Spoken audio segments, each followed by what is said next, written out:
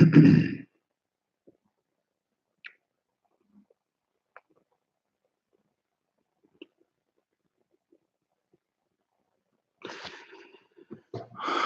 abitsika finaritra aby ranandria. Miarabantsika mpanaraka ny fandarana Ono Pastora eto amin'ny pejy RGL amin'izao andro zoma fa 20 ny volana Mai taona 2024 izao. Ny lohateny izay efa nampahafantarina antsika hatramin'ny maraina dia ny hoe savoir vivre, vivre ensemble, témoignage ary authenticité. Savoir vivre, vivre ensemble, témoignage, authenticité. Zany hoe anisan'ny olana tsapa tokoa eo amin'ny fiainana kristianina ny toe-tsaina fondamentalisme. Ary ity pejy ity dia anisany azo lazaina hoe miady mafy amin'izany, manohitra mafy amin'izany toe-tsaina fondamentalisme kristianina izany. Satria ny olana dia zao, tsy hoe sanatria hoe filambaniny na hoe fitiavana te hanohitra be fahatany, fa rehefa ny olona no tratrin'ny fondamentalisme dia tsy mba manana équilibre fa extrémiste foana izy amin'ny fomba fisainany. Fisainana extrémiste zany hoe ny extrême zany dia tsy maintsy mandeha pendrony foana, soit anao extrême aty, soit anao extrême aty amin'ny ilany rehetrarehetra aty. Ka izay indrindra no hitondrana fanazavana eto hoe ny tsy fananana équilibre manoloana ireo zavatra efatra tany sainareo, na ny savoir vivre zany, na ny vivre ensemble zany, na ny témoignage sy ny authenticité. Ny authenticité zany hoe le tena izy fa tsy le amboamboarina am'le paraître, dia lasa mivadika ho hitantaratra ty ivelany ho tsy fahalalam-pomba. Mampalahelo zany fa matetika antsika kristianina lasa klasian'ny olona ho tsy mahalala fomba, tsy mahay miaina, lasa tonga hatramin'izany tsy fahaiza-miaina zany. Rehefa ny olona fondamentaliste be dia misy impolitesse kely zay tazana amin'ny fomba fiainany, ary indraindray aza moa tsy mahamenatra milaza an'izany hoe somary manao toe-piainana barbariana zany isika. Ka izay indrindra no nahatonga anay hoe aleo asiana resaka ty momba ny savoir vivre, vivre ensemble, témoignage ary authenticité ty. Ny matoa-tsika mifidy lohahevitra anankiray eto dia ny fikendrena tsy hoe fandaniam-potoana hiresadresaka, fa misy fanamby foana zay tiana hotratrarina. Ny fanamby zay tiana hotratrarina eto amin'ity live androany ity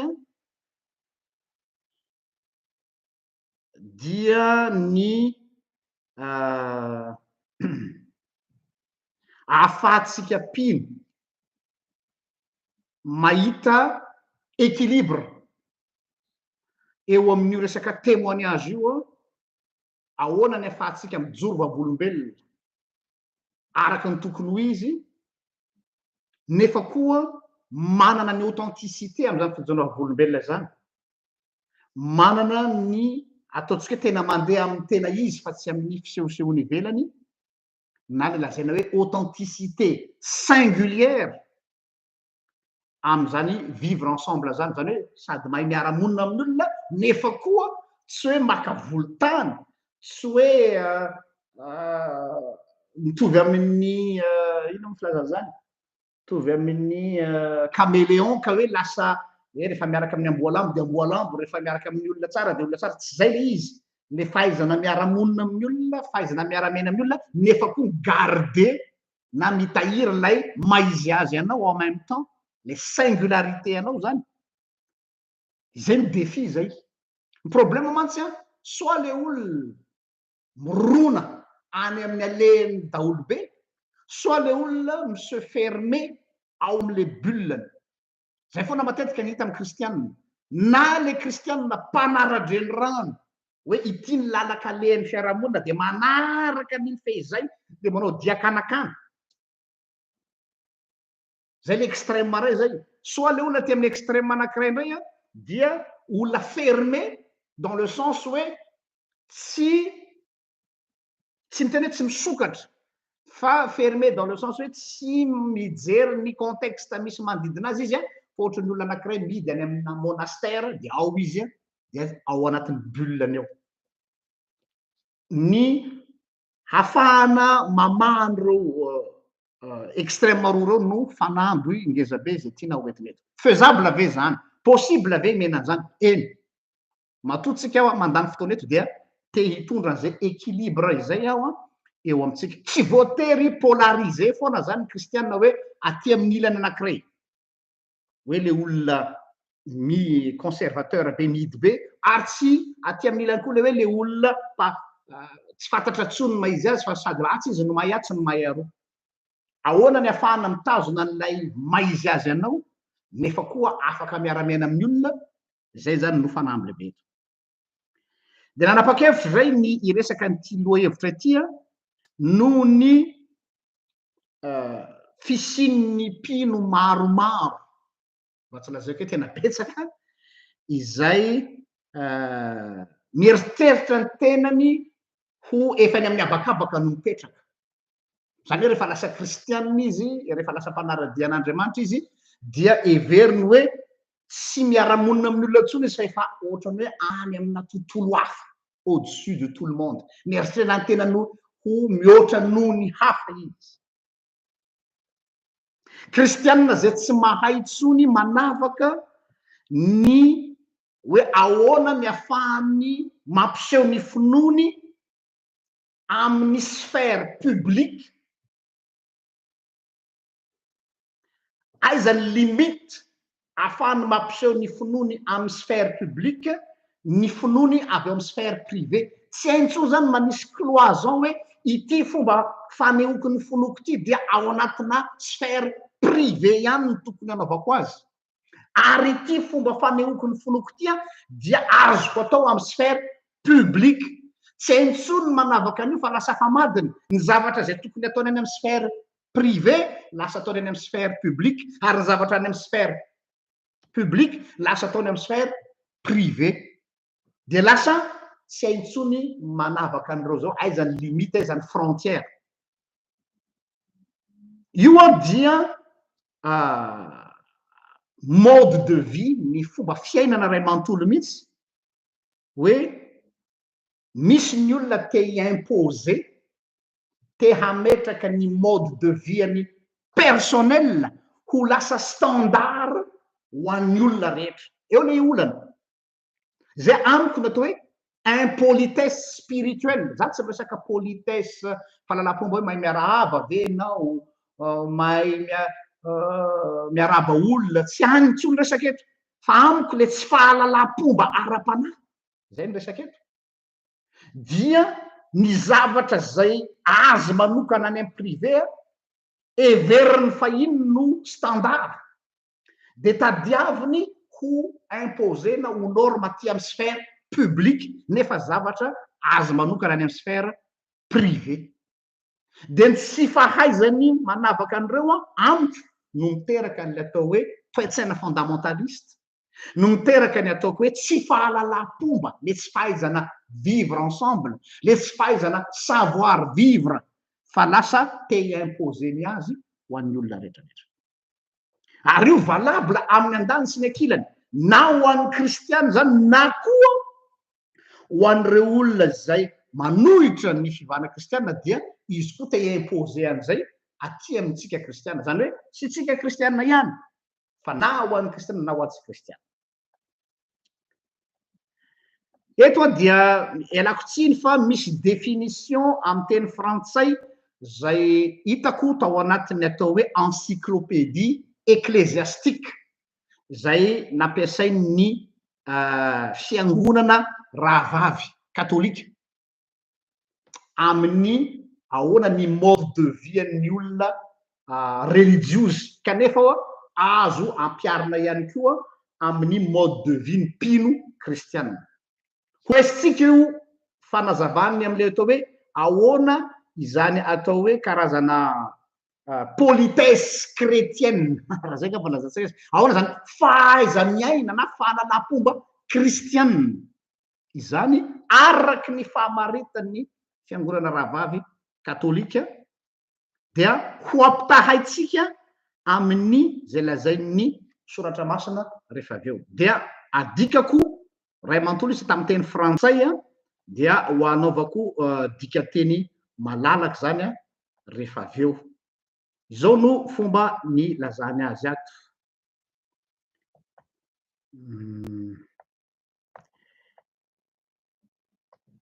voilà io de ho vakiko miadana le izy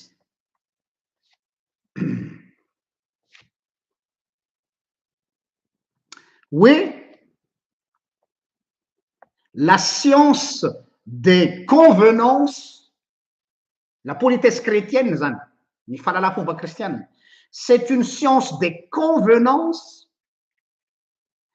est une suite de 1000 petits devoirs imposés à l'homme grand H zany hoe olombelona ray amanontolo zany fa tsy l'homme lehilahy ihany envers ses semblables si le chrétien se devait vivre mialatsiny am'le diso si le chrétien devait mais si le chrétien se devait vivre que dans la solitude il devrait s'affranchir du gêne qu'imposent les convenances sociales. Mais il est l'envoyé de Dieu dans le monde, l'ambassadeur de Dieu, et sa conduite doit être digne de sa fonction. Demandez la quoi? Par manque de politesse, bien des occasions de gagner des âmes pour Christ ont été perdus. La science des convenances est une suite de 1000 petits devoirs imposés à l'homme envers ses semblables. Si le chrétien se devait vivre que dans la solitude, il devait s'affranchir du gêne qu'imposent les convenances sociales, mais il est l'envoyé de Dieu dans le monde, l'ambassadeur de Dieu, sa conduite doit être digne de sa fonction. Par manque de politesse, bien des occasions de gagner des âmes pour Christ ont été perdues. Ici que tout, raha manao analyse critique, tsy hoe fanakianana fa analyse critique ny amin'ny zay famaritana zay de zao hoe raha io famaritana io no raisina dia misy olana. Zany hoe ny maolana an'io zany de zao hoe misy zany natao hoe convenance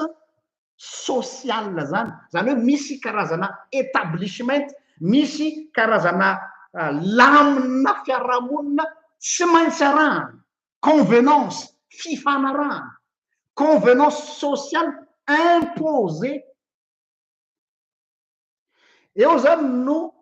manahirana an'le izy de hoe misy 1000 petits devoirs imposés manoloana ny fiarahamonina marina fa misy le fiteninantsika hoe ny adidy sy anondrantsy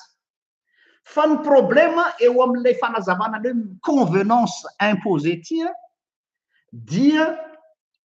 mety poser problema mety poser problema zany zavatra zany satria nahoana tsy resaka fandavana ny fahefana misy eo anivon'ny fiarahamonina eny no mahatonga am'laza zany fa raha ohatra ary ka misy norme imposé ny fiarahamonina zay fatatsika tsara fa tena tsy mifanaraka mihitsy am'izay lazainy soratra masina tsy maintsy arahana ary ve malala fomba ve anao am'izay fotoana zay sa tsy malala fomba satria ma tsy zay ny problème an'le olona am'izao fotoana zao de hoe mila mahalala fomba atsika fitenitsika any Madagasikara ary zany rehefa amy resaka fanaovana kolokolo hoe ianareo ve tsy mahalala ny fomba fanao e mahalala fomba misy fahalala-pomba izay rehefa tena marina zany de norme apetraky ny fiarahamonina de mety mievolue zay norme zay arakaraky ny ifanarahan'ny fiarahamonina zay le convenance sociale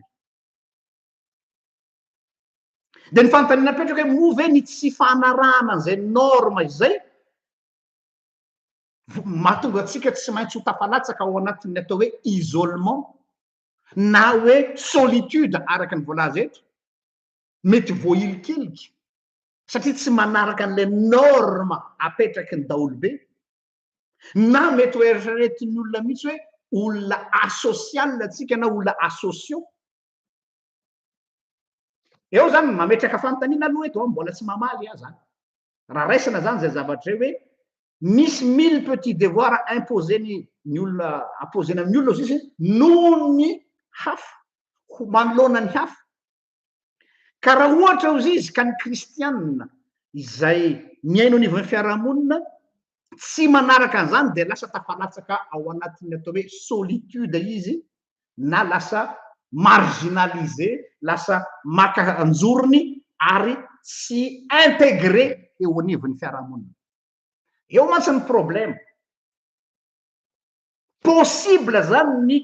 kristiana anankiray mety ho lasa marginalisé ho azy satria contre courant mety mifanohitra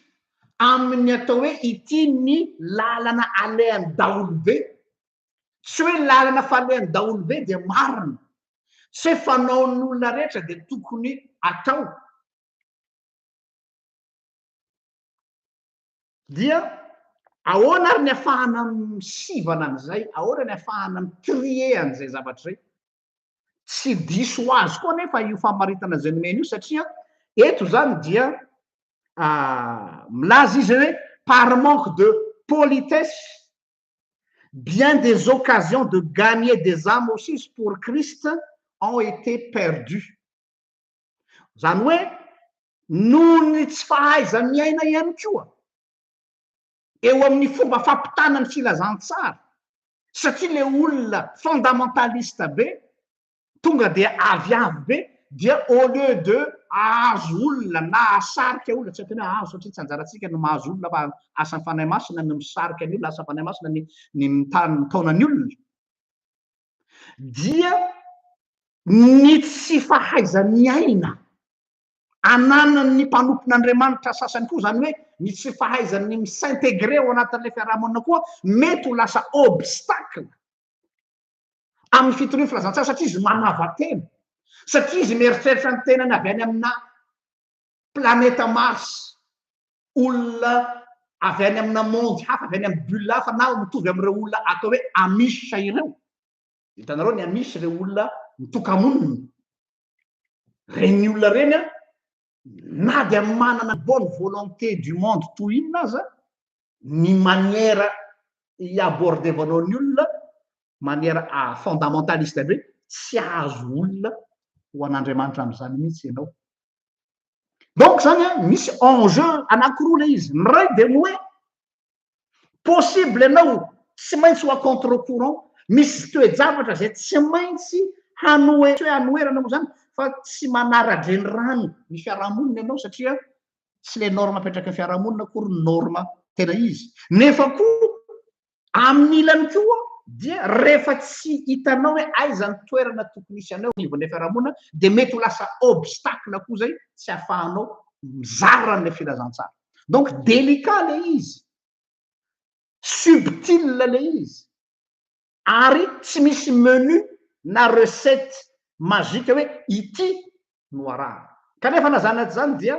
andehantsika hiezaka andray ny tenin'ny soratra masina zay ataotsika base de départ eo amin'ny fanazavana zay romanina toko 12:17 ka hatramin'ny 10. romanina toko 7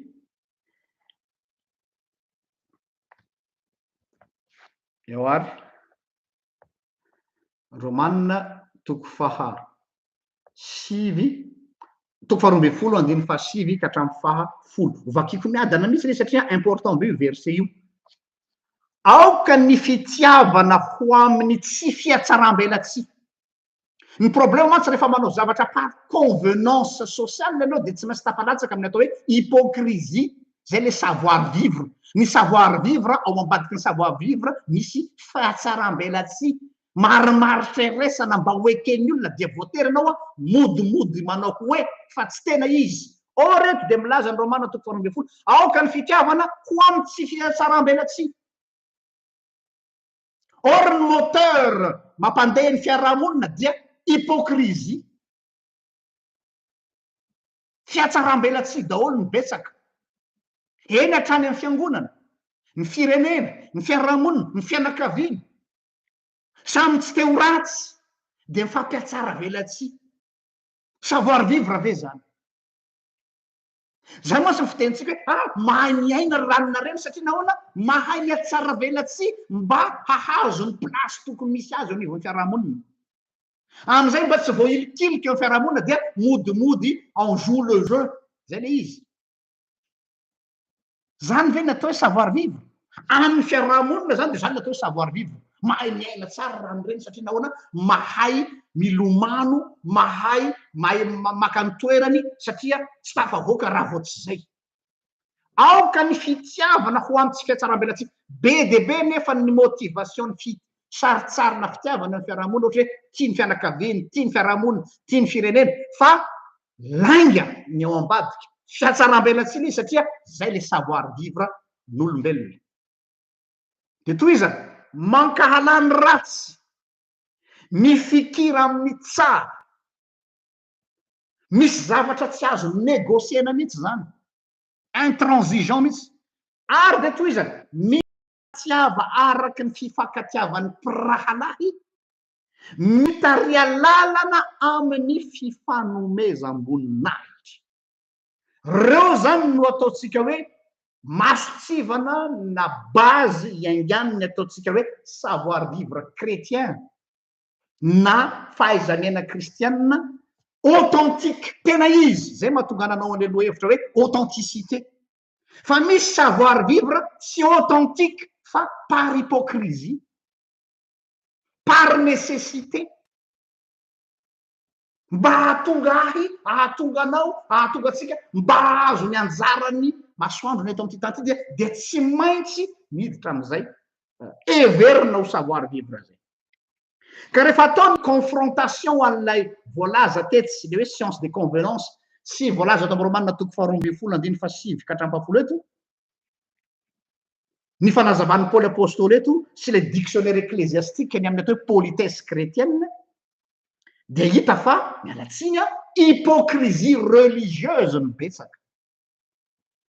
Na koa hoe hypocrisie pieuse, fiatsaram-belatsy ny piara mivavaka. Fa tsy authentique. Nanao efa nanao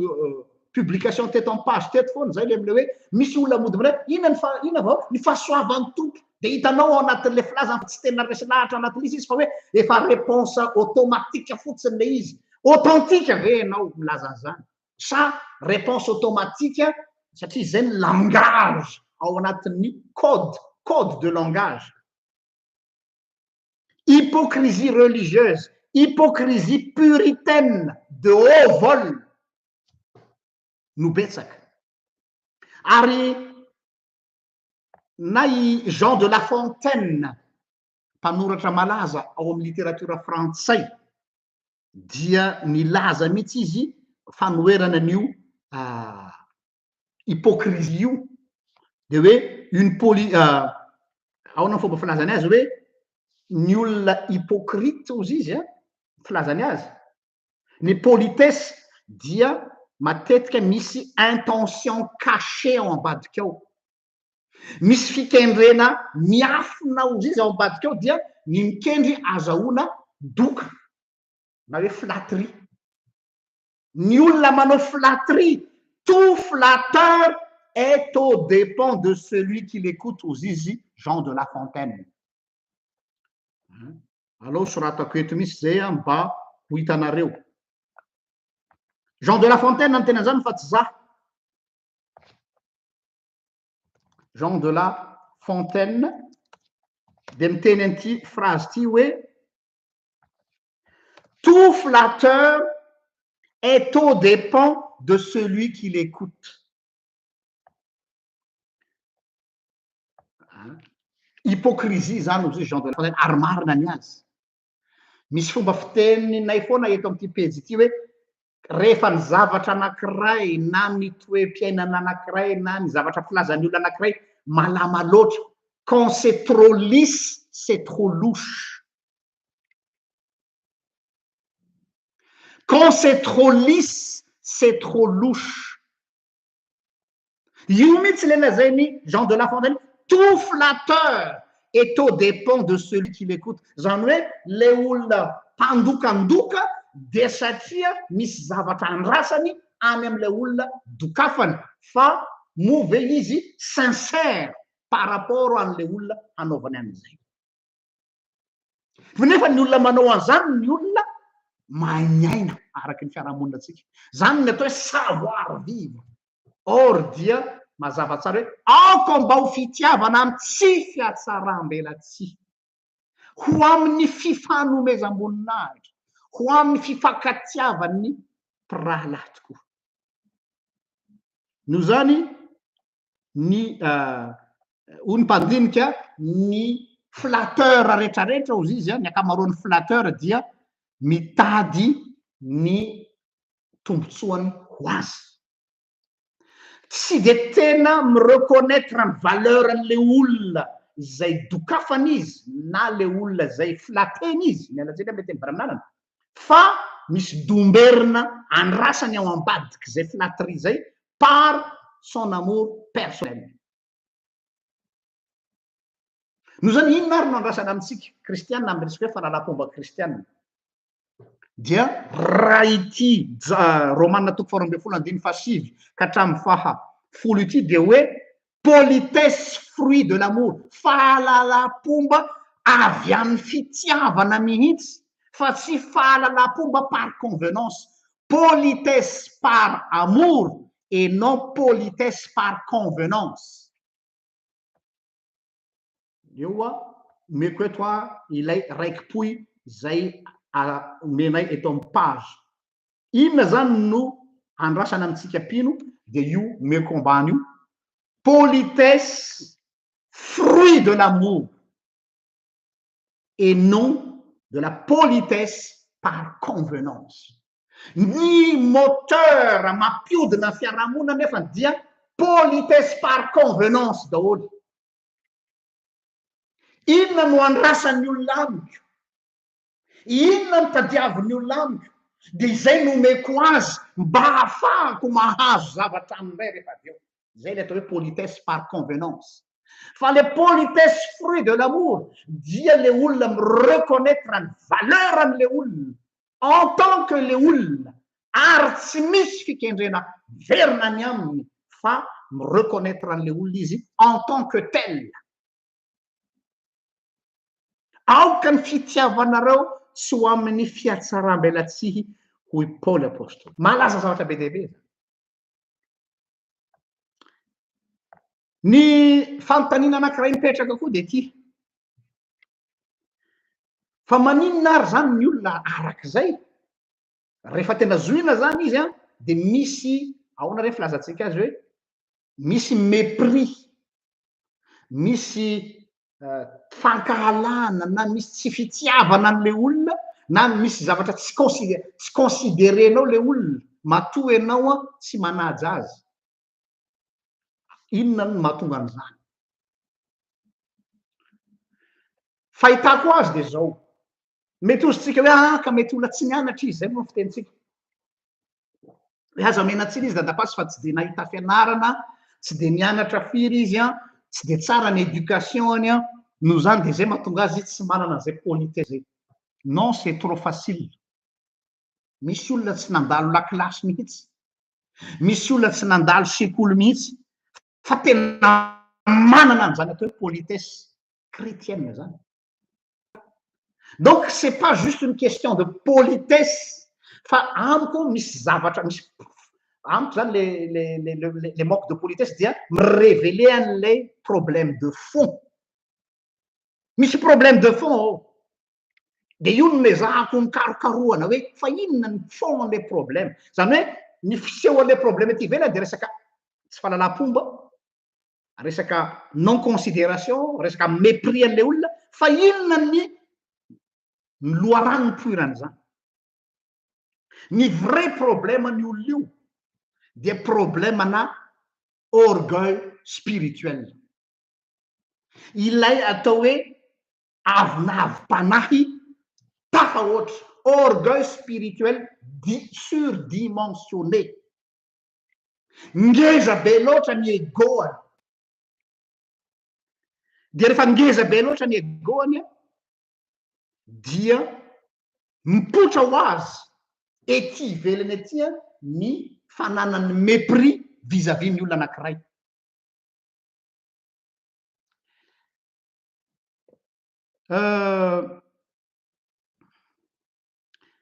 misy olona maromaro na sasatsasany eo amin'ny fiarahamonina rehefa manoloana olona anankiray zay heveriny hoe tsy mendrika no ajaina satria le olona il n'est pas trop catholique dans le sens hoe tsy de olona ataontsika hoe olona tsy mivavaka zany ohatrany hoe olona tsy matahotra an'Andriamanitra aloha zay ndrazatsika azy eo de ahitana toetsaina kristianina maro tsy manaja an'le olona satria le olona efa gentilisse io le lazaiko hoe impolitesse kristianina modimody manaja an'le olona tsika rehefa le olona lanilaniny vavonitsika rehefa mifanaraka am'ilay heverintsika ho moralina tsika kristianina dia ajaitsika le olona rehefa finalement tsy hoe manaja azy tsika satria miadopte an'le olona tsika en fonction an'le olona hoe metimety amiko zany de zay ianao vao manaja an'le olona fa firifiry amin'ny kristianina amitsika mpivavaka tsy manaja an'le olona surtout le olona avy any amin'ny tontolo mifanolotra amy misy anao be de be no tafalatsaka am'izany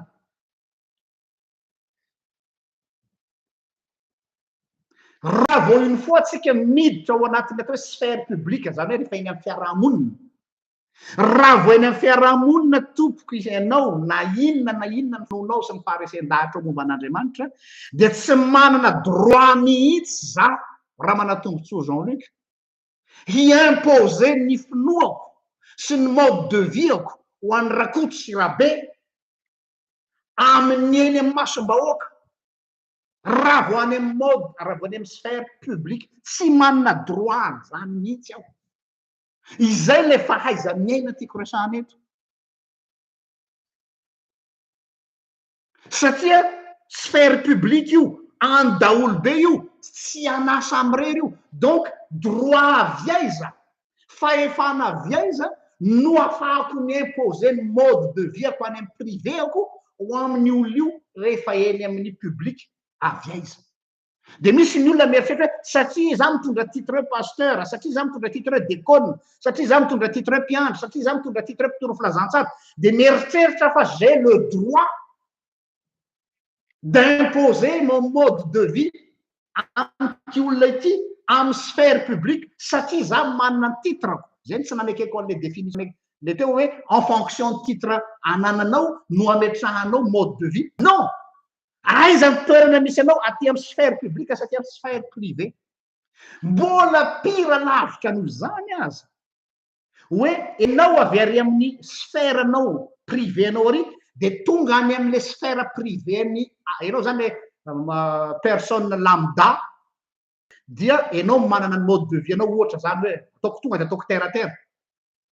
za zao ohatra mivavaka alohan'ny sakafo ohatra mivavaka alohan'ny atory ohatra mamaky baiboly isaky ny maraina ohatra tsy fantatro de andeha aho ivahiny any an-tranon'olona na andeha aho nasain'ny olona any amin'ny fiarahamonina ny olona de satria aho mieritreritra tena ko pastora na ho teolojianina fahefana viaiza no afahako miimposer an'izay mode de vieko zay rehefa any amin'ny olona tsy manana droit zany mihitsy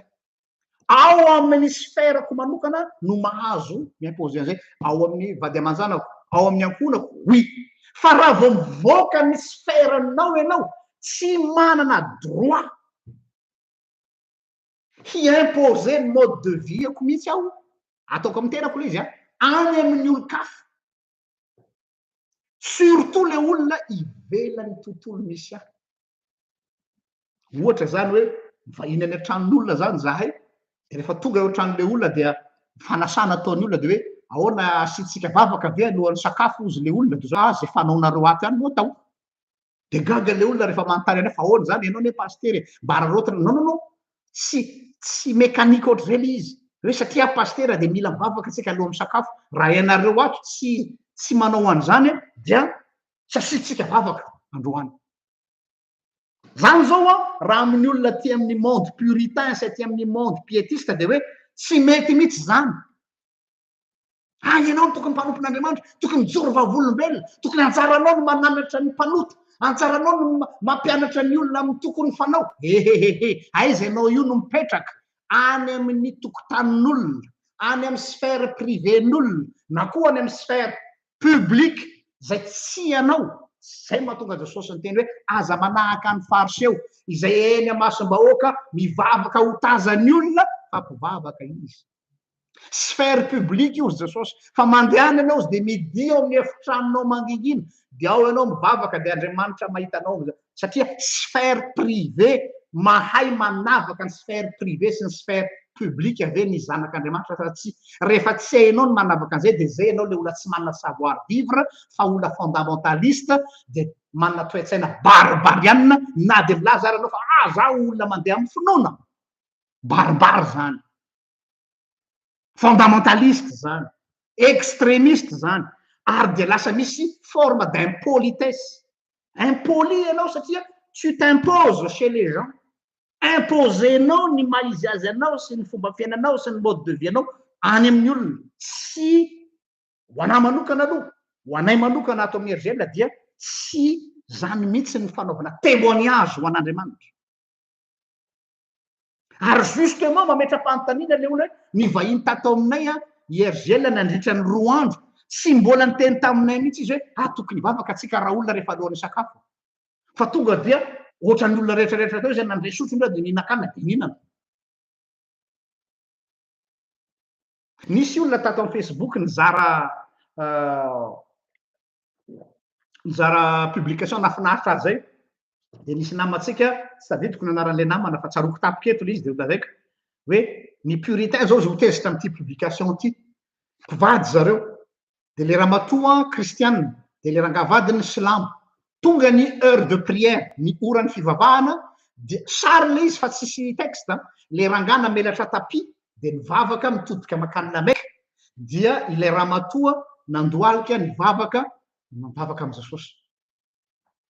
dia manahoana ny fitsaratsika an'izay zavatra zay zao raha amitsika manokana no resahana mety ve zany sa tsy mety ozy izy le olona de raha za zao nanotaninareo zany hoe marina fa mpivady reo fa na mpivady areo de mbola manana sphère privé any zareo koa izy roa satria resaka foi io resaka finoana ary ny finoana dia personnel fa tsy collectif donc tsy manana droit mihitsy le ramatoa na de kristianina hiimpose am'le vadiny silamo hoe tsy mahazo mivavaka ato amin'ny efitrano fatoritsika ianao fa ianao silamo andany anao any amy broafany anao miantso ny ala akbarinao fa za to manao vavaka am' jesosy non c'est leur chambre couché à eux deux fa sphère privé n'izy roa manokana ny fivavahany anazy manokana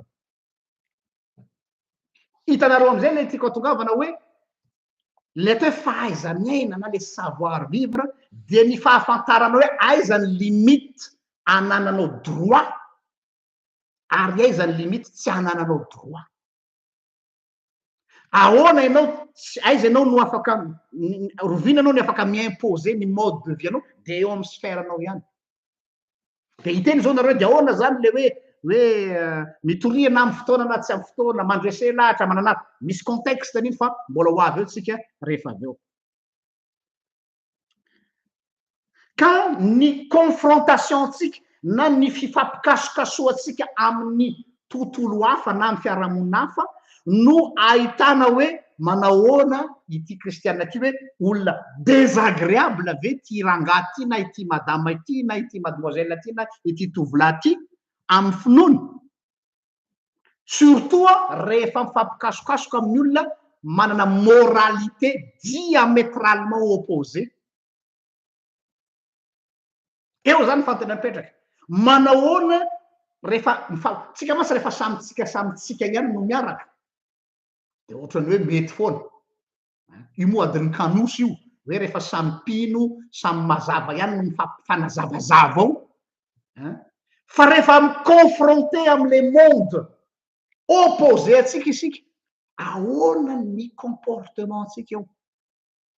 de misy manana réflexe hoe eo indrindra ny tonga de mila mitoro hoe mibebay ianareo mila mivavaka ianareo ajanony ny fisotrotoka tsy mety ny fikasigara aza ataonareo zao zay ve ny atao hoe témoignage adininao fa tsy any amin'ny sfèranao ianao de ozanao hoe aka Jesosy tsy nanao an'izany andao ary jerentsika kely raha zay no réflexion tsika manahoana ny comportement Jesosy teo alohan'ny fiarahamonina misy any ary maromaro ny azo lazaina fa ireto misy ohatra vitsivitsy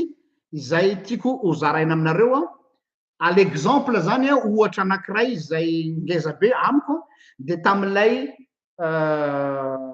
fantanina fandrika napetraky ny faritra eo tamin'ny Jesosy ny am'le hoe andovola ho an'ny Kaisara sa tsy zay reo tsara eto ino mety raisin'ny olona fotsiny hoe omeo an Kaisara zay Kaisara de meo an'Andriamanitra zay n'Andriamanitra dia manao lecture raccourci tsika iny ame resaka fandoavana hetra le hoe olona tokony mandoa didy eo anivon'ny fiarahamonina lasa lavitra kokoa iny fa tsy mijanona am'izay ihany dia omeko anareo ny référence somary lavalava le izy fa tsy maninona fa tsara tsika ny mamaky azy ray manontolo dia ny Matthieu toko fafito amby folo andininy faefatra amby roapolo ka hatramin'ny fafito amby roapolo Matthieu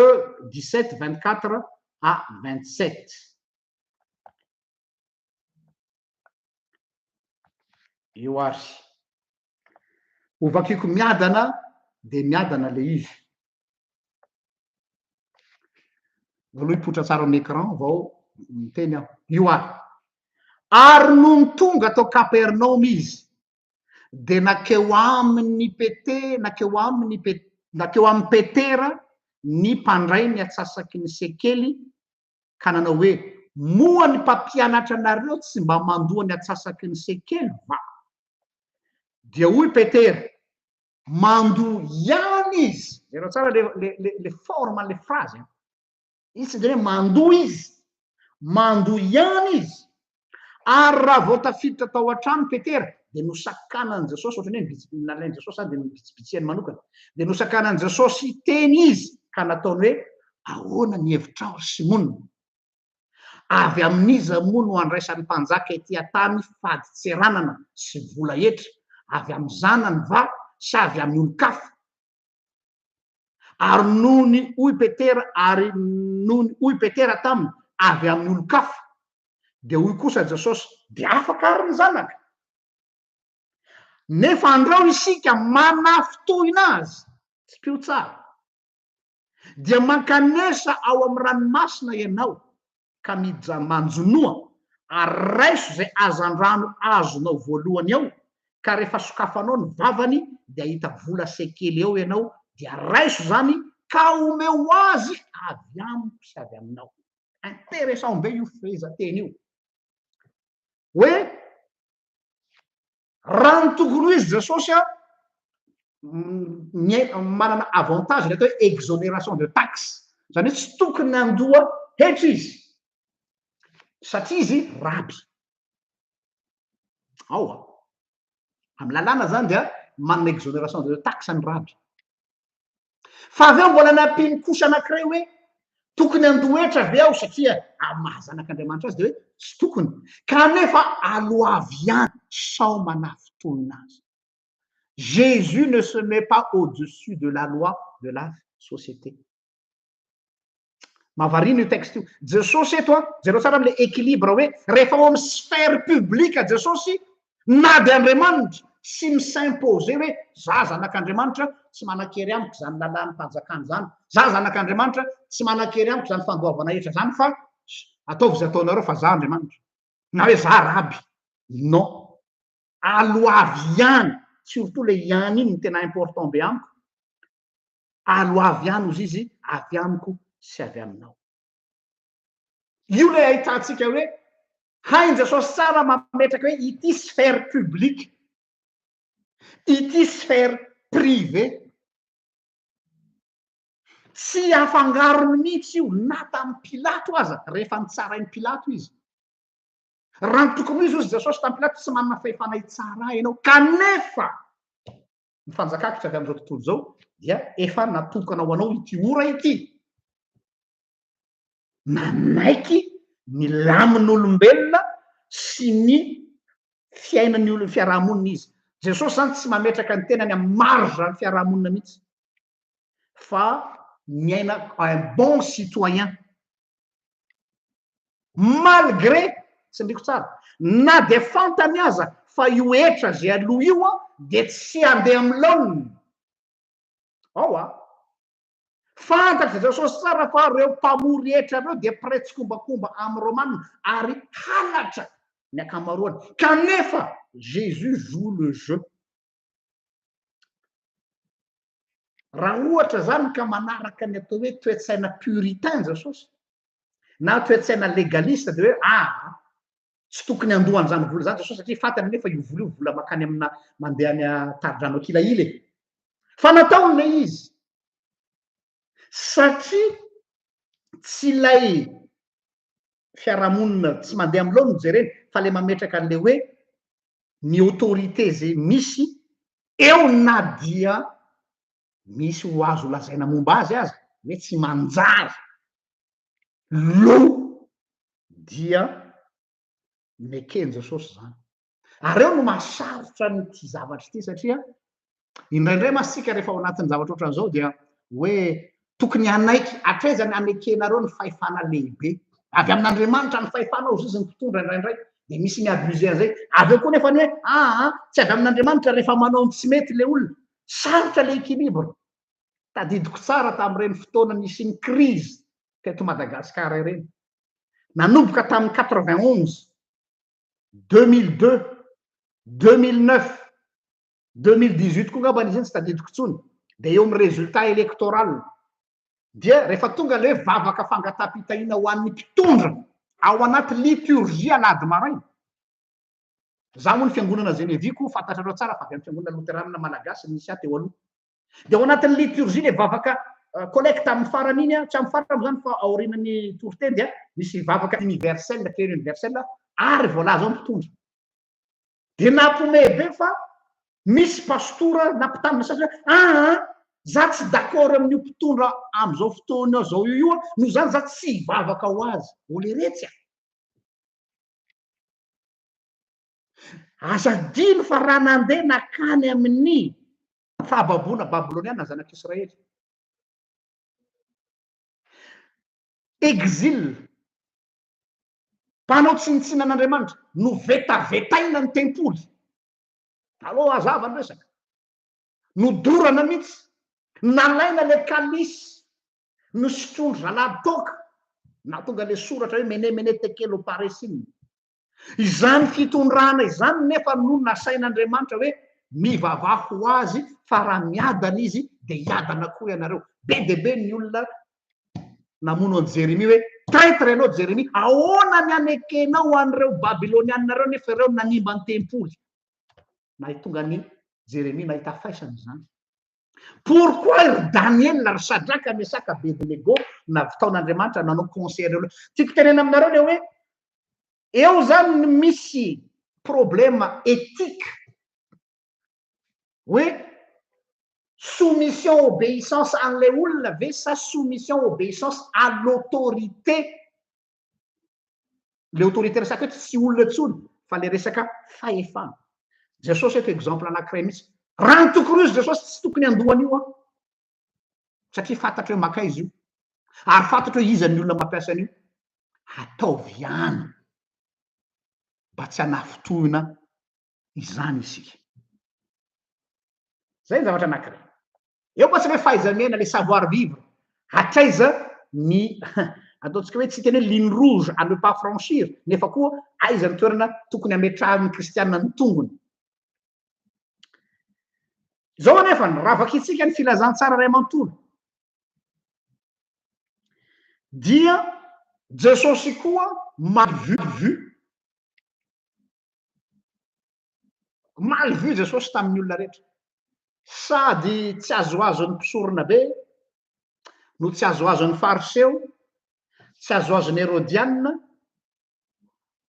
ary noendrikendrehana aza hoe le jesosynareo a ohatran'ny olona bon vivant be zany ahoana moa le bon vivant ohatran'ny olona to mahay miaraka am'iretsy olona tsy azo iarana retsy olona infréquentable lioka toko fadimy andiny fatelopolo zao vakitsika kely io a hainareo io fa dingany vakitsika rapide be matsy rehefa mamaky an'io tsika fa mahatsara an'le fandaranatra zao a maka fotoana misy tsika mandinika azy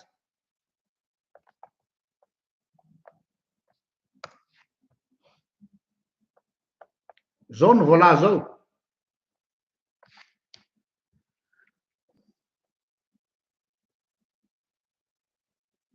fa ny fariseo sy ny mpanoradalàna izay teo aminy dia nimonmonina tamin'ny mpianatra jesosy zany tsy sampy eny an jesosy direct izy fa ry amin'ny mpianatra no monmonina nahoana ianareo no miara mihinana sy miara misotro fandombera dikan'izany ampamorehetra sy ny mpanota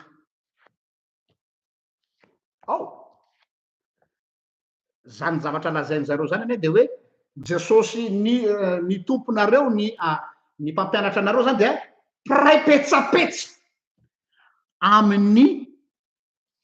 mpamorehetra ny mpamorehetra zany iza ny mpamorehetra dia kolaboan'ny romanina ny mpanota dia ao anatin'izany vehivavy janga sy ny mpamorehetra zany hoe raha raisina zany io frezateny io de zao ny mpino zany eo amin'ireo ahoana ny savoir vivre ny mpino manoloana n'izao tontolo izao raha zay ngamba ny lazantsika azy dia on vit avec le monde on vit aux côtés du monde sans faire partie du monde isika dia miara-miaina amin'ny olony zao tontolo izao isika dia miara-miaina miaraka amin'izao tontolo izao fa tsy namany izao tontolo izao teny jesosy raha teo zany eo indrindra no mipetraka tsara am'izay le resaka savoir vivre chrétien tsy ndriko tsara tsy hoe savoir vivre tout court fa savoir vivre chrétien ny politesse na ny fahalalam-pomba kristianina zany resako eto fa tsy miteny hoe fahalalam-pomba n'olombelona dia tsy hoe mijouer le jeu ianao tsy hoe ianao miray petsapetsa amin'ny rasy tsy any mihitsy fa araky le tenitsika atao am'romana toko fasivy tao de le hoe ianao tu t'intéresses à l'autre ny olona mantsy azavaiko le izy matoa izy miara am'revy mialatsiny am'le ataoko mahitsy ve le terme andao miara am'revy miara am'korano de satria so ilaozany namana so ilaozan'ireo olona reo satria misy bizina iarahana manao satria misy intérêt ko any dia mody miaraka am'revy eto aloha ary tena am'revy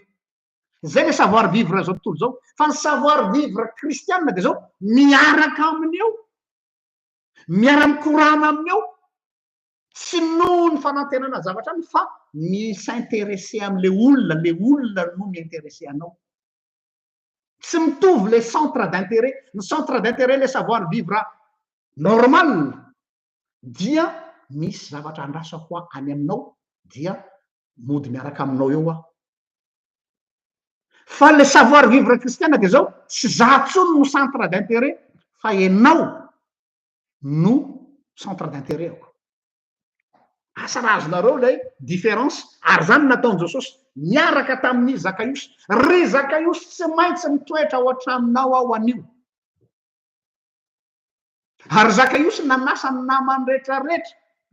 mazava be zany ary ina nataony jesosy tany amy zakaiosy tany ninakanina nataony tany jesosy tsy nitory-teny tompoko tany amy zakaiosy jesosy tsy nivavaka jesosy tsy nanavondromavaka hoe zakaiosy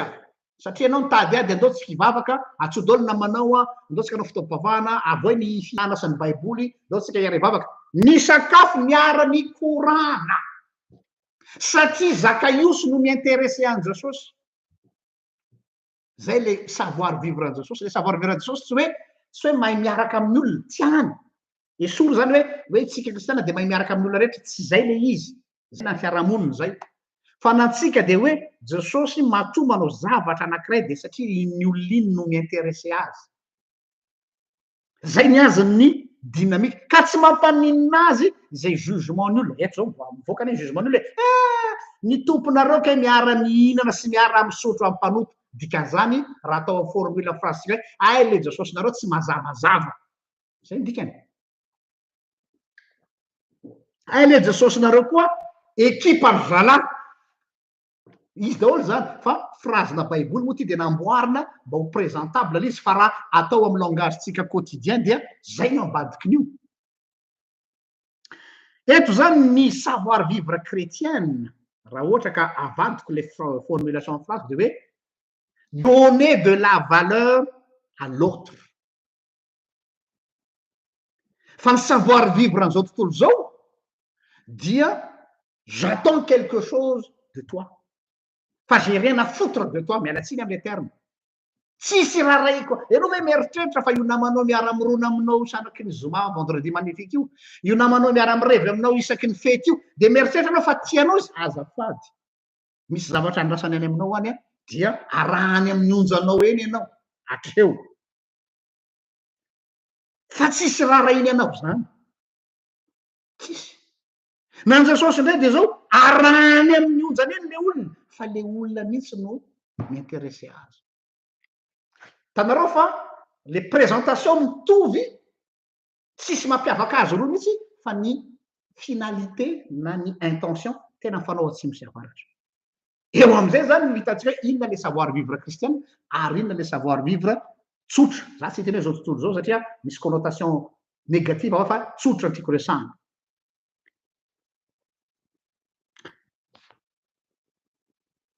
ary nyty ny zavatra mahavariana mamakina reo soratra masina raha ataotsika ny statistika hoe impiry jesosy ny sokavava ka ny teny rehefa tany atokatranin'olona rehefa ny sakafo nanasa azy zakaiosy nandeha tany am'ireo olona maro samihafa reo izy de mba indray mandeha izy ny sakafo tany amina fariseo anankiray mba nisy fariseo nanasany jesosy fa ny tena mbadika de hamandrika azy tanareo le izy zay le savoir vivre hypocrite haike misy olona manasanao iaray sakafo fa hamandrika anao ny tanjony sy fitiavany soratra masina andresako eto jésus a joué le jeu mba hafahany mirévélé amy iza marina moa enao everiny fatsifatsy jesosy le kajikajy le tonga jesosy tamin'io fotoana io manque de pont zay le hoe l'humour de dieu jesosy zany mipetraka teo am'le fanasana de le fariseo zany mampiseho hoe olo manakaja satria tonga tamiko jesosy de oeraoera aseho fiarahamonina fa oeraoera hamelezana an jesosy entre temps misy vehivavy tafatsiropaka tapoka tafiditra atao amin'ny fanasana tadidinareo iny le vehivavy janga mba razaratsy zany hoe vehivavy janga de le nitomany teo atongotry jesosy tsy prévu tao anatin'ny programme iny sy mba ny programme an'ilay nefa fomba efa jesosy efa nanomana an'izany fantatra jesosy zany zavatra ny trano de le nitomany teo atongotry jesosy le vehivavy de nifafany tamin'ny volondohany ny tongony de le norokoroany ny tongony tamin'ny fotoana iny ilay fariseo tonga de tafitoy raha fantatro jesosy io hoe iza moa io vehivavy manoroka ny tongony io de tsy nanaiky ho ataony an'izao izy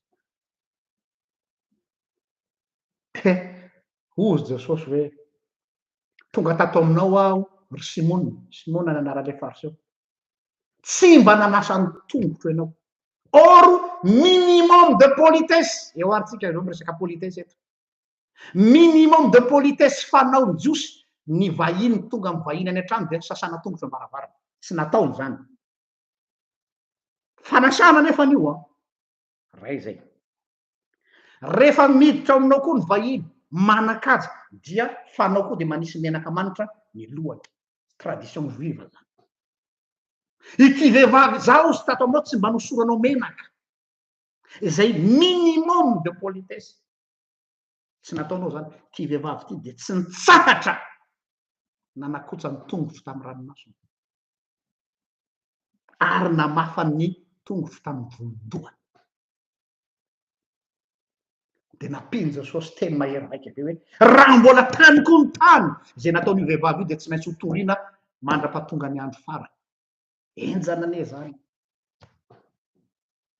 enjana ane zany teny Jesosy zany zany hoe porofony Jesosy hoe hypocrisie le savoir vivre anao ry Simona mba nanasa ihany ianao fa nanasa dans un autre objectif zay le hoe misy savoir vivre égoïste fa ny savoir vivre kristianina dia centré sur l'autre fa tsy sur soi-même anjaranareo ny mamantatra zany hoe inona le savoir vivre ny olona miaraka aminareo sanandro reny ary inona le savoir vivre ny kristianina tena izy sika tsirairay samy mandanjalanja an'izany toizako ihany le politesse zany na le fahalalam-pomba dia amin'ny alalan'ny fampisehoanao an'izay fahaiza miaina zay na fahalalam-pomba kristiana zay a dia hitataratra eo amin'ny vivre ensemble indray le izy ahoana io vivre ensemble io azo atao tsara ve ny miara-miaina am'ireo olona izay tsy mitovy conviction mpivavahana aminao zany tiako tenena eto hoe tsy mitovy conviction eto tsy hoe resaka hoe katolika protestant efijika mpitiany fa hoe ianao kristianina ianao mpino dia le olona miara-miaina aminao dia olona tena gentilisa aleo tonga dia ataontsika extrême na tena ate na ampiko tena mpanompo sampy mo ve ahoana ny vivre ensemble possible ve nisy ny vivre ensemble am'izany ny matetika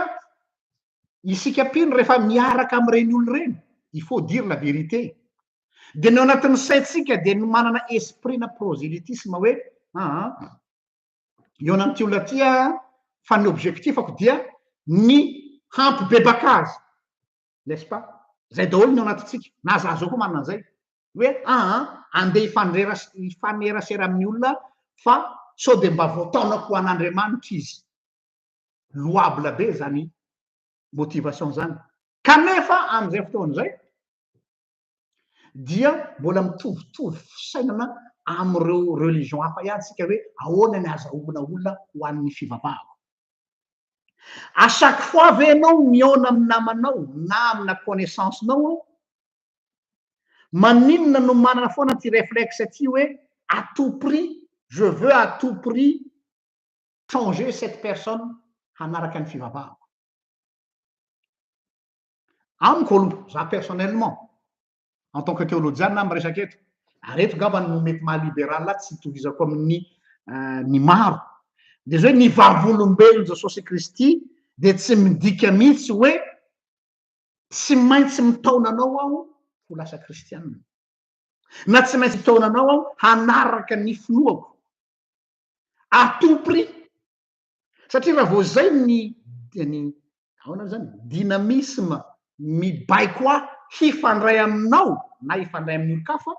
dia natina na tsy maintsy ho tafalatsaka amin'ny karazana impolitesse ihany sens le impolitesse eto miimposer mis'imposer am'le olona fa oui objectif any kristiana mandrakirevy hoe ahoana ny taomana ny olona ho any Jesosy oui manaiky an'izay fa raha ohatra ka izay ny hoe voamiona amin'ny olona anankiray zao tonga dia tsy maintsy zay nanao ny réflexe anao hoe ahoana ny afahako mitarika nyty olona ty ho any Jesosy misy danger zay de façon naturelle io zavatra io fa tsy provoquer ohatra tsotra fotsiny hoa le kanjaka io se marina fa niteny Jesosy hoe tsy maintsy mitoetra any an-tranonao an'io fa Jesosy tany hoe aho tsy niteny na de kely akory ka noho zany le vivre ensemble amiko aloha za manokana dia tsy midika mihitsy hoe dans un sens hoe misy zavatra zay tsy maintsy ho ataoko hoe ina fepetra fa atsika miara-miaina tsy tokony hanana fepetra atsika hoe ireto ny minimum tokony ho hitako any aminao zay avo afaka miara-miaina aminao zany hoe le vivre ensemble fiarahamonina zany nefa ihany koa de l'autre côté sy voatery aho satria mba te afaka hiara-miaina aminao satria mba ahafahako mahazo anao asaraha zareo izy dia ahoana re filaza zany teny gasy hoe mandefitra am'izay vérité fantatro aho mba sitranay sao de zay mba azaoko ale olona dia akipoko ny masoko amy zavatra tsy mety manao concession zany soit zany manao concession soit za mametraka condition reo roa samy tsy mety za zany mametraka condition préalable hoe za tsy fandray am'reny olona reny fa reny olona reny olona ohatrohatro zao condition zay na koa hoe rehefa miaraka am'reo olona reo dia voatery aho tsy maintsy mandefitra na mampilefitra ny maha kristiana mba tsy ahatafotoana azy loatra dia manaiky tsy fidy ny zavatra zay ataony koa iko danger anankiray eo zany le izy ka amiko de zao afaka asehotsika mazava tsara am'le olona mihitsy hoe ianao de manana ny positionnao mazava intransigeant tsy azo ahodina amin'iny ianao kanefany tsapan'le olona zay mifandray aminao sy mifanerasera aminao fa ianao dia olona aimable olona afaka miara-miaina amin'ny tsara afaka miconsidérer azy en tant que olombelona anome ohatra anankiray aminareo a eo anivon'ny fiangonana zay misy anay dia zahay mbo ao anatin'ny position mazava tsara satria aty Belzika mipetraka de aty mazava be hoe tsy azo eke aty de hoe omena fahalalana tsy hoe fahalalana ara-dalàna ara-panjakana ny fanambadiany lahy sy ny lahy sy ny fanambadiany vavy sy ny vavy lalam-panjakana nresako eto ahoana zany ianao eo misy aizany ame trano ny tongotra ao ny fiangonana nefa eo akilany de teo anivon'ny fanapa-kevitry ny fiangonana rehefa tsy maintsy nanao vote zahay débat be mihitsy teo anivon'ny komity sy eo anivon'ny fiangonana de hoe iza no ambony ny mariage ve sa ny sakramenta ny fanasan-tompo ho atsika protestante andresako ny sakramenta ny fanasan-tompo tompoko no ambony fa tsy ny mariage or izahay tsy manao bénédiction maritale ny homosexuel position mazava be na iny intransigeant tsy miova amin'iny aho tsy milefitra amin'iny fa zaho kosa de mandray ary manaiky ny homosexuel hiray latabatra amiko handray fanasan-tompo eo tsika zany zao averiko ndray ny position de mazava tsara le hoe ahoana ny atao hoe tsisy concession nefa koa tsy mametraka condition eo masy le équilibre sarotra amin'ny olona ny mahazo azy de ataoko ohatra mitoka amy tenda aty aminay mihitsy le izy hoe ny fiangonana zay misy anay dia na de efa nanaiky aza ny rafitra ambony zahay aty amin'ny fiangonana misy anay dia tsy makatoany zany ary tsy manao an'izany mihitsy mazava ny resaka satria safidy io orientation ny tsirairay ny fanasan-tompo ve no ambony sa ny mariage protestant resaka eto mialatsiny aminareo katolika aho satria tsy mitovy ny resaka amy katolika de mitovy reo satria samy sakramenta fa mitodika manokana amy protestant amiko ny sakramenta fanasan-tompo no ambony indrindra ny ray latabatra ray latabatra amy tompo dia raisina izy fa misy fiangonana tsy manaiky mihitsy ny ahatongavany reny olona reny eo amy latabatra amy tompo satria izy mametraka condition préalable tsy verina amin'iny resaka fanasan-tompo iny satria lasa lava be lay ny resaka fa efa nisy vidéo nataoko tany fa pour résumer la chose fotsiny de azadiny fa ny fanasan-tompo tompoka c'était le repas des traîtres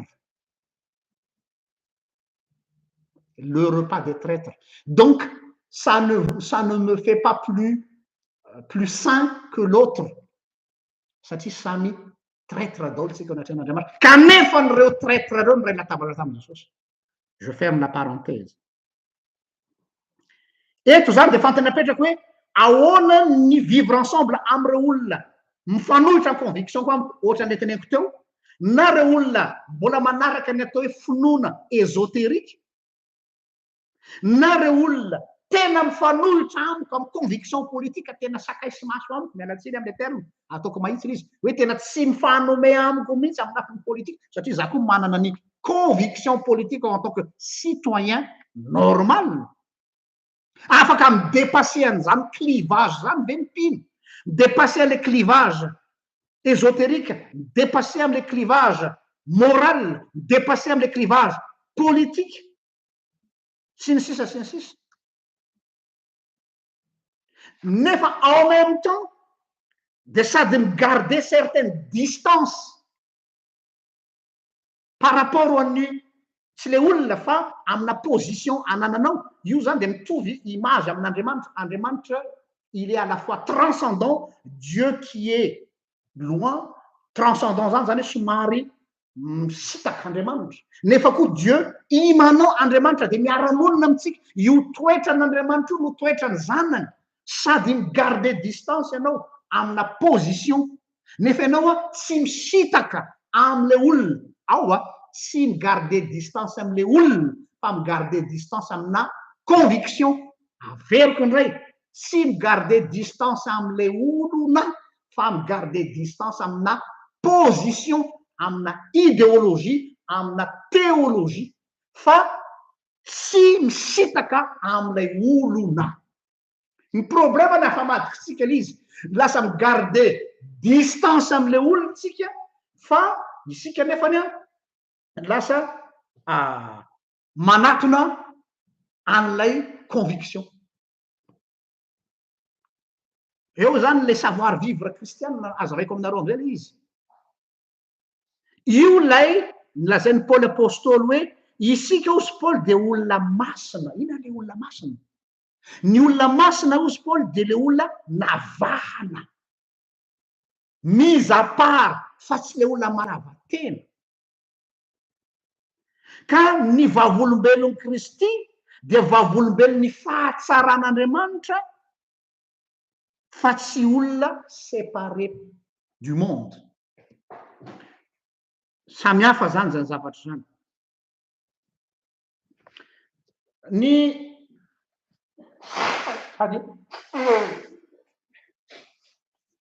Ny Baiboly ray manontolo dia maneho an'izany fotom-pisainana zany mihitsy eo amin'ny fomba fifidianan'Andriamanitra ny olona, élection. Misy ny atao hoe firenena voafidy, taranaka voafidy, peuple élu na hoe les élus de Dieu. Fa iza moa reo olona taranaka voafidy ireo? Fa iza moa i Abrahama zay voafidy ireo? Be dia be mantsy ny olona diso hevitra hoe olom-boafidin'Andriamanitra izy. Za olom-boafidin'Andriamanitra, za olom-boaosotran'Andriamanitra, za de tsy tokony hifampikasokasoka amin'ny. Inona ny kay dikany hoe fifidianan'Andriamanitra sao de tsy azonareo? Inona ny dikany hoe élection de Dieu? C'est pas un privilège. Tsy hoe olona navahana de hoe miavaka amin'ny olona rehetra aho. Tsy zay, tsy privilège ny fifidianana par rapport ny hafa. Sinao lasa tafiditra ao anatina favoritisme sy népotisme tsika. Fa ny Andriamanitra ny Baiboly de lazay hoe Andriamanitra Abrahama sy Andriamanitra Isaka ary Andriamanitra Jacob. C'est un Dieu qui fait alliance avec chaque individu. Andriamanitra manao fanekena amin'ny isam-batan'olo. Andriamanitra Abrahama, Andriamanitra Isaka, Andriamanitra Jacob. Ary rehefa nanao fanekena tamin'ny Abrahama izy ka nifidiny manokana i Abrahama, de tsy hoe nifidiny de nasitaky ny manokana de tsy mifanerasera, fa ho fitahiana ho an'ny firenena rehetra. Zany hoe ny élection de manambara responsabilité sy bénédiction. Fidina ianao ao anatin'ny maro mba ho averina ao amin'ny fiarahamonina hanompo. Zay ny fifidianana tompoko. fa tsy hoe ny fidin'andriamanitra aho de napetra ny ary ambony piedestal ery de hoe tsy mahazo mifanerasera amin'olona ty ambany aty fa ianao ery atampony ambony ery tsy zay natson'andriamanitra ianao navahany eto am'izao tontolo zao mba ho fitahina ho an'ny rehetra. io le lazaiko hoe l'individualité tsy individualisme, l'individualité au service de la collectivité. Ny andriamantsika de andriamanitra micultive ny atao hoe individualité fa tsy ny individualisme azam-pangaro. Nofidiny Abrahama zay l'individualité mba ho fitahina ho an'ny rehetra pour le bien de la communauté. io le lazaiko hoe l'individualité, cultiver l'individualité, cultiver la singularité au service de la collectivité. Nous zany azafangaro ny atao hoe individualité sy ny individualisme. io le hoe individualiste samy hafa zany.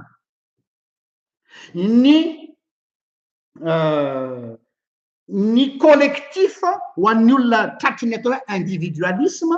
dia ny collectif ilainy ho an'ny intérêt-ny tena sa manokana zany atao individualiste. Tsy misitaka amin'ny fiarahamonina izy, mifangaro amin'ny fiarahamonina izy fa exploiter le fiarahamonina ho tombotsoan'ny tenany zany olona individualiste. Fa ny individualité kosa de izao ny maha individuel azy, ny maha singulier azy de ho ampiasainy mba hahatonga ny communauté hivelatra, ahatonga ny rehetra mba ho édifier pour que la communauté soit édifiée. Zay fa tsy mitovy le dynamique. Ny individualiste de zao exploiter ny fiarahamonina, exploiter ny communauté pour son propre bien personnel. Fa ny individualité de zao ny singularité ny maizy azy manokana dia averiny any amin'ny fiarahamonina mba hahatonga le fiarahamonina mba hivelatra. Zany hoe l'individu au service du collectif. Zay ny savoir vivre kristianina. Fa tsy hoe ny collectif de exploiteko mba ho ahy manokana. io moa mahatonga an'ireny fanodikodonam-bola halatra sy sisa hoe exploitena ny communauté ho an'ny tena samby reny. Izay ny antony nahatonga an'Andriamanitra nametraka ny atao hoe fiombonan'ny mpino na ny communauté kristianina dia ny communauté kristianina na ny fiangonana io na fikambanana kristiana io dia toerana anankiray ahafahan'ny mpino mi-exprimer ny individualitény ho an'ny hafa. Zay le hoe aza mafo ny fiarahantsika miangona, toerana ahafahan'ny mpino mi-exprimer ny individualitény ho an'ny hafa. Zay ny communauté. Ary raha tiatsika ho matanjaka ny société anankiray, raha tiatsika ho marim-potitra ny fiarahamonina anankiray de mila ny individu no mila matanjaka aloha. Zay le savoir vivre zany. Raha tiatsika ho matanjaka ny communauté mety fiangonana, mety firenena, mety quartier, mety fikambanana, de tsy maintsy ny individu tsirairay aloha no mila hamafisiny. Izay no fikendren'Andriamanitra amin'ny atao hoe communauté. Mba hampazava azy dia misy exemple typique ao anatin'ny soratra masina raisiko ampisehoana atsika le vrai équilibre, le tena équilibre tsara entre an'le atao hoe individu sy le collectif. Dia tamin'ny fiainan'ny apôstôly zany. Tranga nisy teo amin'ny Petera sy Paul ny tantara, ary ny tranga nisy teo amin'ny Petera sy Paul nisy fiantraikany tamin'ny fiangonana iray manontolo. Zay le hoe le fihetsiky ny individu misy impact amin'ilay communauté. Fa ny mahazatra atsika masy de hoe ny fiarahamonina no mamolavola ny individu. Zay ny mahazatra atsika. fa ny soratra masina kosa dia ny individu no mifaçonné ny collectif. Haizany makatsika an'izay dia misy situation anankiroa reto anatin'ny soratra masina mifampitohy tsara. Situation voalohany, Petera tany Antiokia. Ny andraikitra misy fotoana izy tonga ny vahiny tamin'ny fiangonana tany Antiokia. Dia rehefa tany izy dia tena nifandray tsara tamin'ireo kristianina tany Antiokia, tany Antioche. Zany hoe firenena tsy jiosy ireo fa jentilisa. Dia niara-ny sakafo tamin'ny tsara, niara-ny korana tamin'ny zareo tsara. Dia nafinaritra ny fiarahamonina hoe olona tsy mifora fa tsy nanana problema tamin'izany Petera. Indray andro ary iny fa tamin'ny délégation avy any Jerusalema izay nirahany Jakoba, rahalahin Jesosy, ireo jiosy zany. Dia voatazany Petera fotsiny ireo jiosy avy any Jerusalema. Dia ohatrany tsy teo Petera nitsangana dia niala tsy niaraka ny sakafo tamin'ireto olona tany Antiokia reto fa hoe sao dia manimba image, sao dia manimba passeport, sao dia maty passeport nga Petera. Dia niala haingana nefa teo niaraka ny korana tamin'ireo kristianina avy any Antiokia ireo. Dia nitsangana i Paoly dia niteny mafy an'i Petera hoe inona zao ataonao zao ry Petera? Amin'ny fomba ahoana moa no hitakianao amin'ireo olona tsy jiosy ny tsy maintsy hamorana azy ireo, fa lazainao fa hoe tsy mahazo mifanerasera amin'ireo jentilisa ireo zahay fa olona maloto ireo, nefa ianao niara-ny sakafo tamin'ireo olona ireo teo fa no ny hena maso, zay le savoir vivre hypocrite, no ny hena masonao an'ireo délégation avy any Jerusalema dia niala ohatrany tsy teo ianao, tsy niara-ny sakafo tamin'ny olona intsony nefa ianao teo niaraka ny fampizarany mata sy ny masaka. Ny probleman'ny Paoly tamin'ny Petera zany eto dia tsy ny conviction an'ny Petera mihitsy akory. Manaja Paoly hoe bon, conviction anao zany le hoe tsy mety miaraka amin'ny olona mifora, tsy mety miara-ny sakafo amin'ny olona jentilisa. Bon, conviction anao zay tazominanao. Fa ny zavatra tsy neken'ny Petera, tsy neken'ny Paoly kosa amin'izany fihetsiky Petera zany dia zao. Nahoana no miova ny fihetsika par rapport an'ireo rahalahy? Le convivialité najanona tapoka. Noho n'inona? Noho ny hena maso.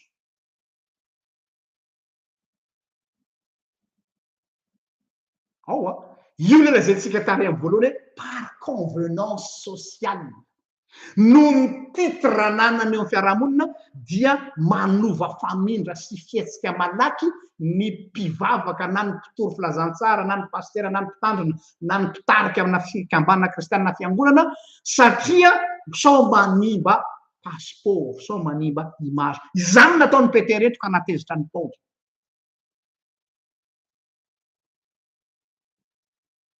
Dia misy clash teo amin'ny Petera sy Paoly. Nanomboka teo mizara roa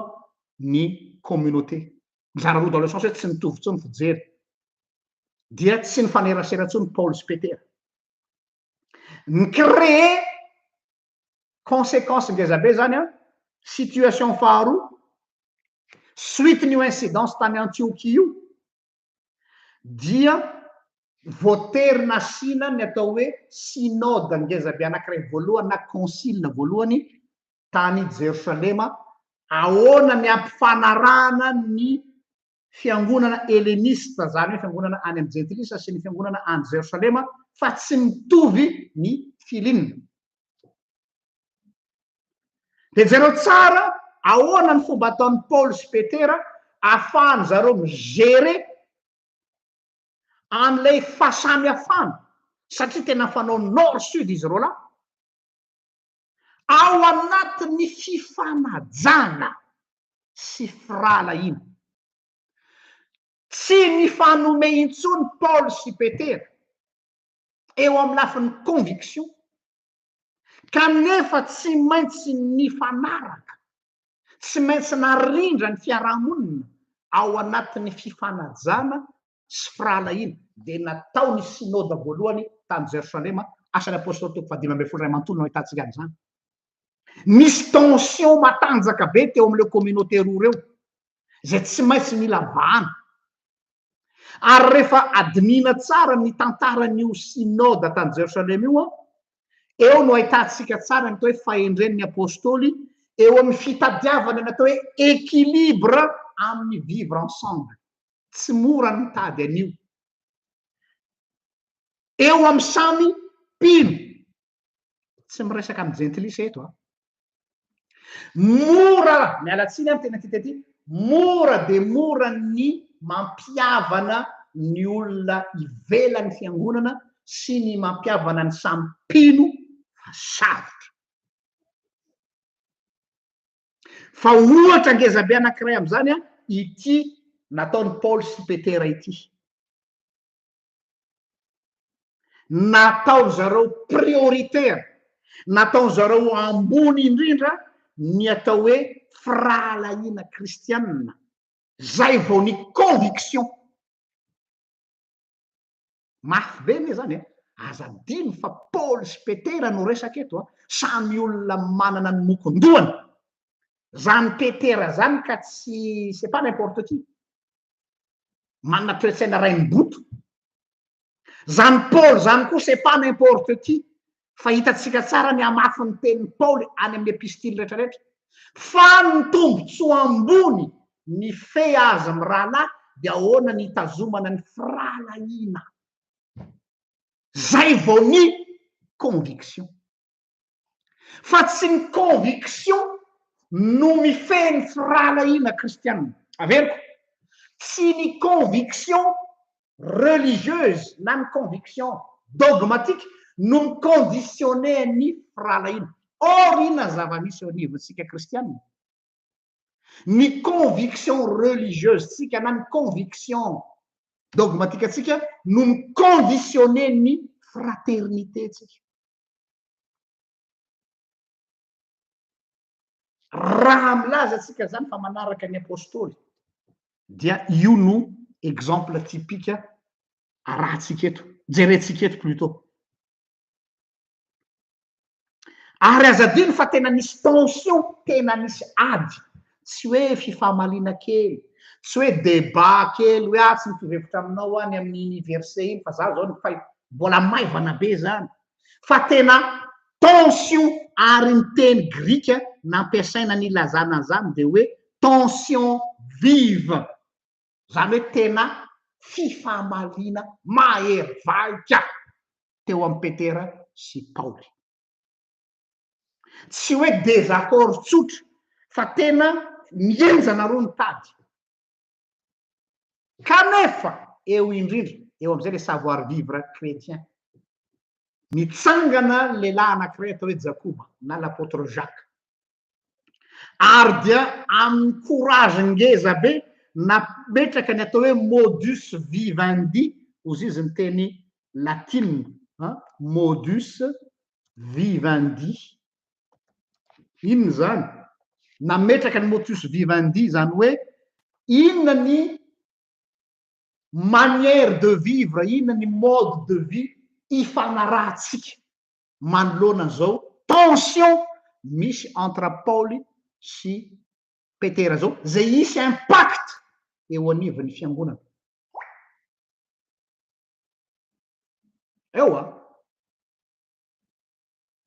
dia inona ilay accord, inona ilay fifanarahana. Dia zao ilay fifanarahana. Aoka tsy ho imposena am'ireo tsy jiosy ireo fomba mampanao privé any jiosy toy ny atao hoe circoncision na ny famorana, satria lasa tsy mirespecte l'individualité. Resaka individualité jiosy tsy azo imposena amin'ny individualité tsy jiosy. Zay le resantsika tary am-boalohany. Noho izany mazava ho azy tsy azo takina amin'reto gentilisa reto, entre guillemets gentilisa hafa tsy jiosy reto, ny circoncision satria nahoana? Mitoucher-ny sphère privée zany. Intimité ny olona zany atao circoncision zany.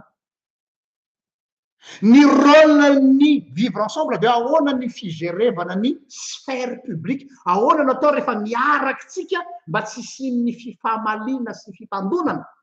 amin'ny fiarahana. Fa rehefa any amin'ny isam-batan'olona any amin'ny sphère privé dia tsy manana droit isika eto Jerosalema hoy Jakoba ny hitaky amin'ireo fiangonana Antiokia ny hanaraka ny fombatsika ty Jerosalema. Zany ny olona manana savoir vivre chrétien. Tsy moramora ny teny am'izany amin'ny olona chef d'église any Jérusalem. Tsy hoe le olona kristianina tsotra ty ambany aty no teny zany, fa ny lohany. L'exemple vient d'en haut.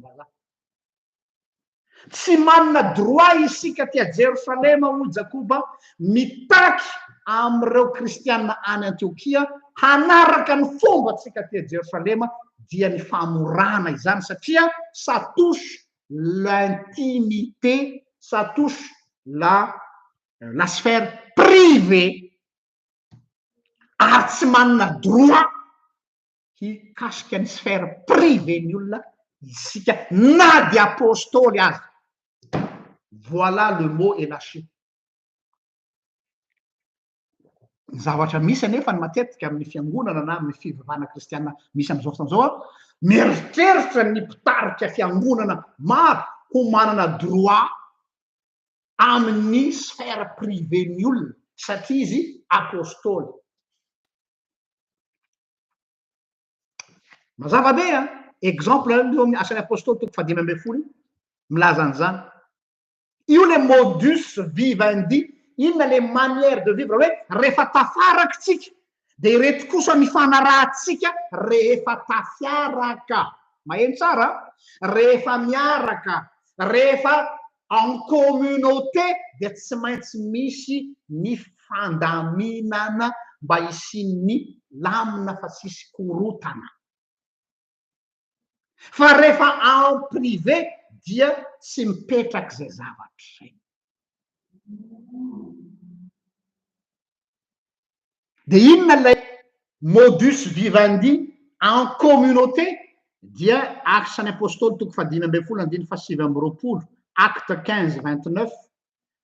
ho adikako eto le izy dia ho hitanareo eo a.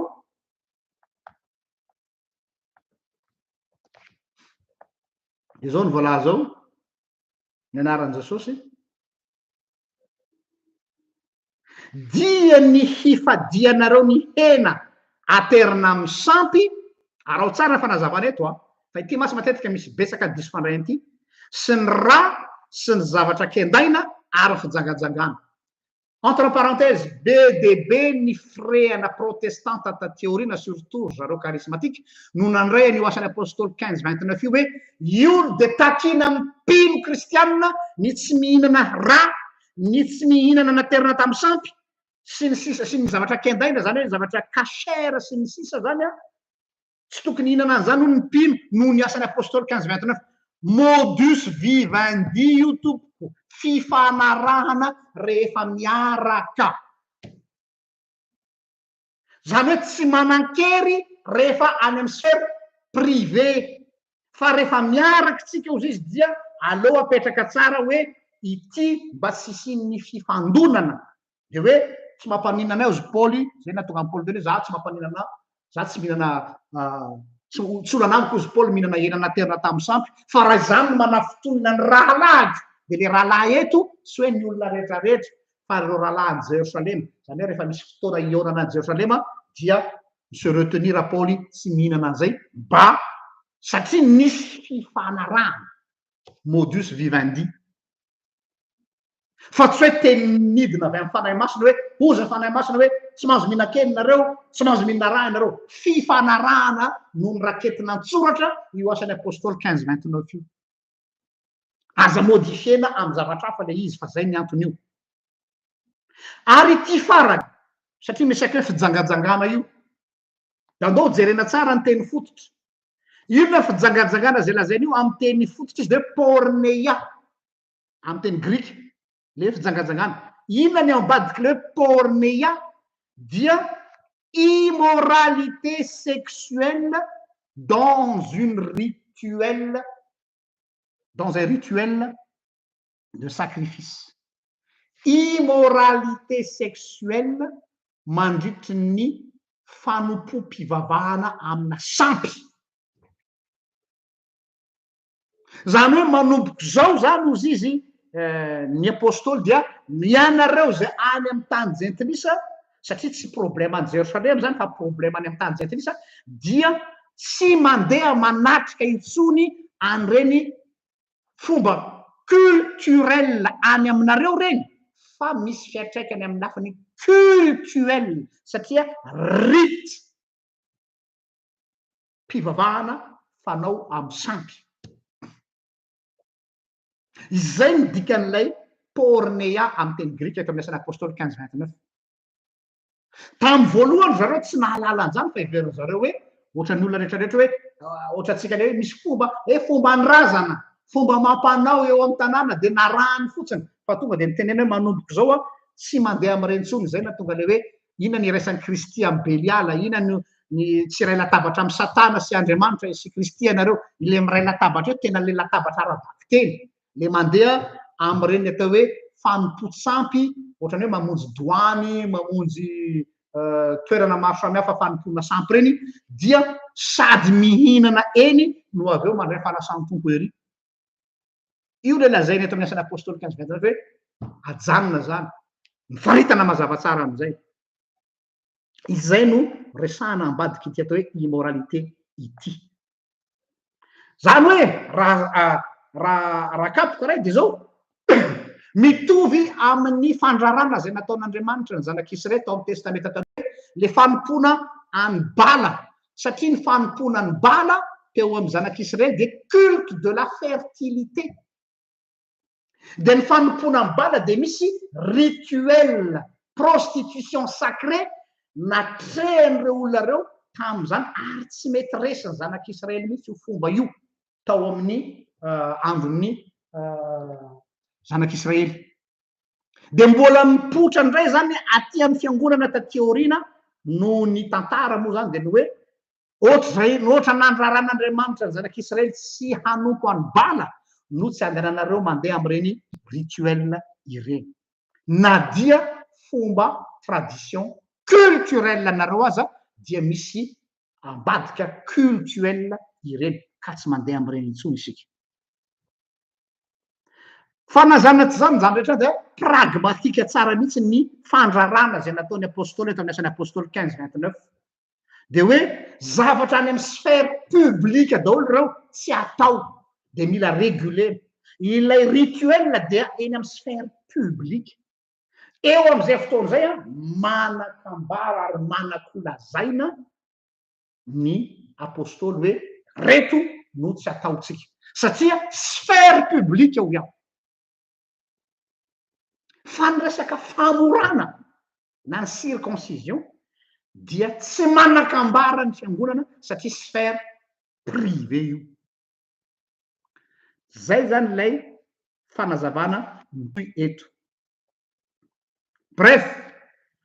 hamaranako ny zavatra lazaiko eto dia zao hoe ny fivavahana raha manana ny religion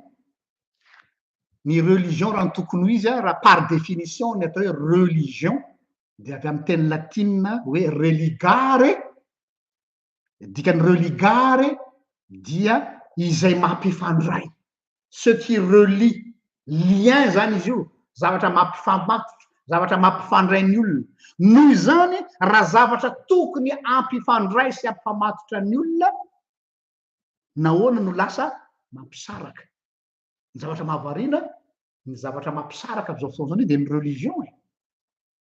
Inona zany ny problème mahatonga an'izy io lasa micréer clivage, micréer division eo amin'ny samy zanak'Andriamanitra. Or raha ny tokony ho izy, Paoly apôstôly dia miteny mazava tsara amin'ny Galatiana 3:7-7 ka hatramin'ny 7. Raisiko eto ity Galates 3:27-28.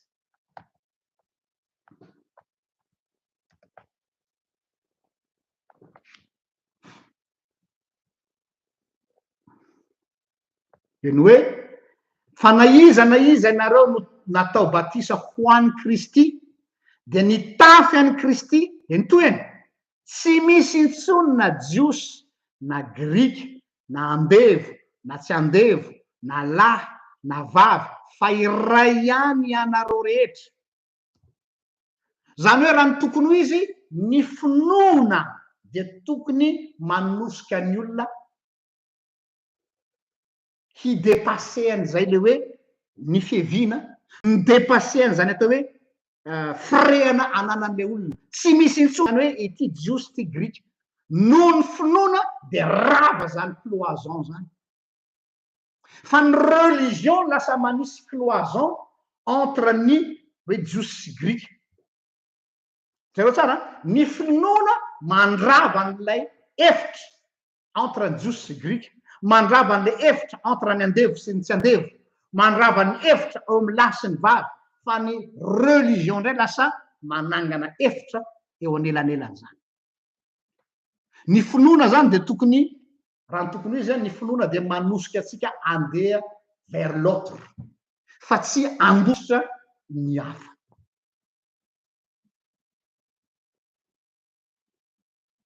dia azadino nefa ny lalàna fototra ao amin'ny soratra masina de hoe tiavany Jehovahandriamanitra ao amin'ny fonao rehetra sy ny sainao rehetra ary fananao ary tiavany namanao tahaka ny tenanao zany hoe ny finoanao an'Andriamanitra zany no manosika anao hametraka ny tena fivavahana marina dia ny ampifandray ny olona la vraie religion a pour but de relier les humains ahoana ny ahatonga atsika hifandray fa tsy sinona atao hoe division ny religion zany tokony ho revisitena indray zany hoe inona tena fivavahana marina tsy resaka dénomination isoro anatin'ny saina raha hoe religion de tonga de le dénomination nareo hoe katolika tsy any le fivavahana marina de lay mampisy lien eo zany devoir angezabe miandry atsika eo amin'ny fiainana andavanandro izay le lazaintsika teo hoe savoir vivre chrétien